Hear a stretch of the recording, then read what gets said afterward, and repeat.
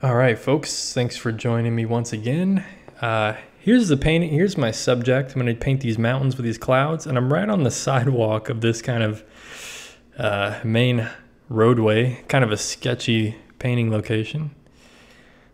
See what I did there? Sketchy, because I'm doing a painting sketch. You know what I mean? Okay.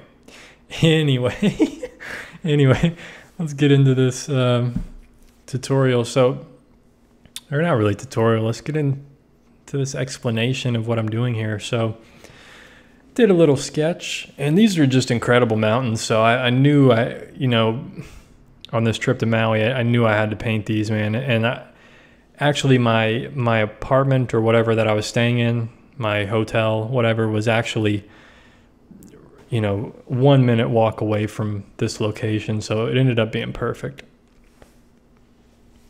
So I'm starting off with the sky, trying to key that in a little bit. The clouds and stuff, and then I move into the mountains, the main focal area. Really nice green. I mean, the light on these mountains was just beautiful that day. So I knew, like, this is it. I gotta make this one good. And I loved when I put this red in there. It really shows that kind of red Hawaiian dirt. And it just really contrasts with that green. It's just created a real beautiful focal point, I think. Real beautiful focal area there. Because it's so awesome. Like I said, like in a lot of these videos, like I'm trying to capture a feeling. So, and I'm trying to paint pretty loosely here. Like I'm not trying to make like a finished painting. I'm not trying to make like some masterpiece. I mean, a masterpiece in some fashion, in some respect, some regard, in this little sketchbook that I'm using. But it's more of a memory for me to look back on and try to just loosen up a bit, experiment, play around with things. This is a time where it's okay for me to mess up. It's just a sketchbook. Eventually I want to move into doing some larger paintings, and I may use some of these small sketches for larger paintings, because especially the ones that turn out really well. And I think in the end, this is one that turns out really well that I'm really happy with. So I'm really excited to share this one with you. And you can see there another mountain here, just a lot of distance there. That blue is just creates so much depth. And then there's me taking some paint out, creating different layers of this mountain. There's different things happening. And that's always a fun way to kind of create some subtle value shifts, is to put some paint down and then use a kind of a dry brush to take off some of that paint while it's still wet, that water. All right, so now that my mountains have dried, enough for me to paint over just fine, now I'm going back in and being really careful drawing some shadows, because there's clouds over these mountains almost all the time. So it's going to create some real interesting shadow shapes here. And believe it or not, these mountains that I'm painting, I believe, if I remember my facts correctly, this is the second wettest spot on planet Earth. They get about, I think, close to 400 inches of rain a year or something like that, 386 or something. I don't know, some crazy amount of rain per year, like over an inch a day. It's just an incredible place. There we go, some really nice purple back there. That's probably phthalo blue with some magenta. Really strong color. Like I said, a lot of depth back in there, a lot of depth, atmosphere, shadows, and it really makes that mountain in the center pop. You can see there how it's just shadowy on both sides of this mountain. And I'm just trying to be careful here with my values, and I'm being careful of the form of the mountain.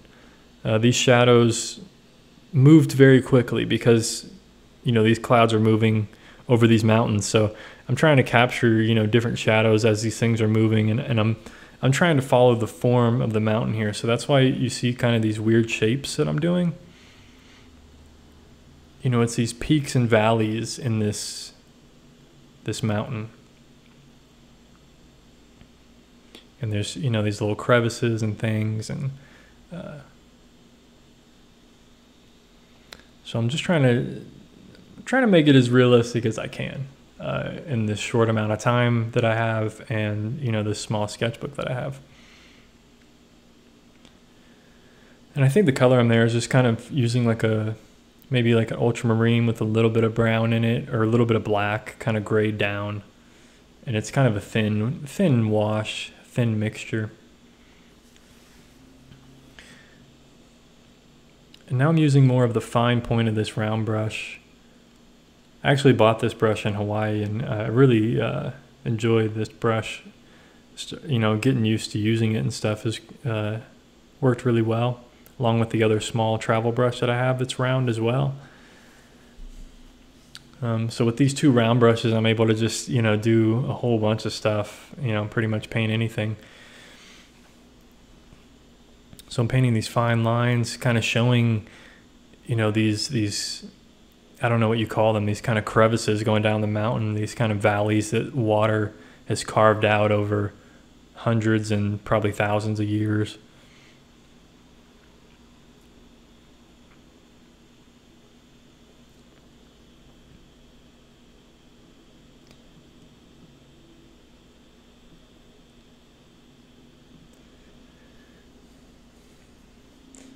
And I think this is probably one of my favorite paintings from my Hawaii trip. You know, it's just a beautiful color harmony overall. And at this stage in the painting, you know, I'm feeling pretty good about it, I think. You know, I got mostly all the values established. I got the colors established. The drawing's going pretty well. It's really, you know, I'm 2/3 of the way through here. I'm trying to focus on smaller, thinner lines now, at least at this point. You know, smaller things that are really going to bring it together. And I'm pushing the clouds here a little bit more just to show some shadowing in the clouds, softening it with some water there. And bringing more of that blue sky in, really pushing the color, the intensity of that color, showing that, hey, we're looking up at this blue sky, and that blue is pretty powerful, especially against those gray clouds. And also pushing this darkening this value in the foreground. That's going to help create the distance that I've been painting this whole time. Why the mountains are so light. Like, why is that value so light? Well, it's because it's so far away from me. You know, it's you know, probably, I don't know, a mile or two, you know, pretty far enough to where you get a lot of distance. And this tree is kind of across the street from me. So, you know, getting this different range of values in there, and also color saturation. A little suggestion of trees and bushes there. Something to really frame the painting nicely, I think.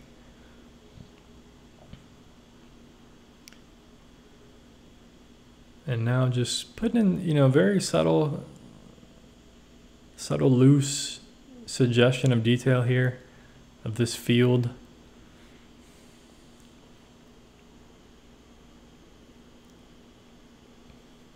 Okay, now we're getting serious here. Kind of, this is the darkest value so far. So now I'm trying to draw the darks in this tree, but also simplify it, of course, because I don't want to get too complicated. It already looks too complicated. I should have just simplified it more. But that's the interesting thing. Looking back at these, I can see like where I should have just, you know, there we go, softening some things, bringing things together, softening some edges of the tree there. Okay, here we go, bringing it together.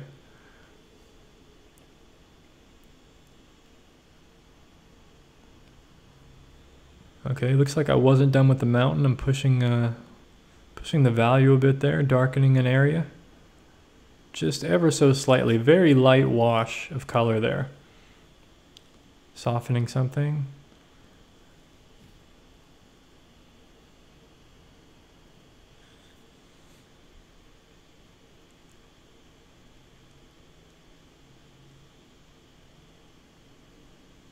Trying to make it look like I loosely painted this.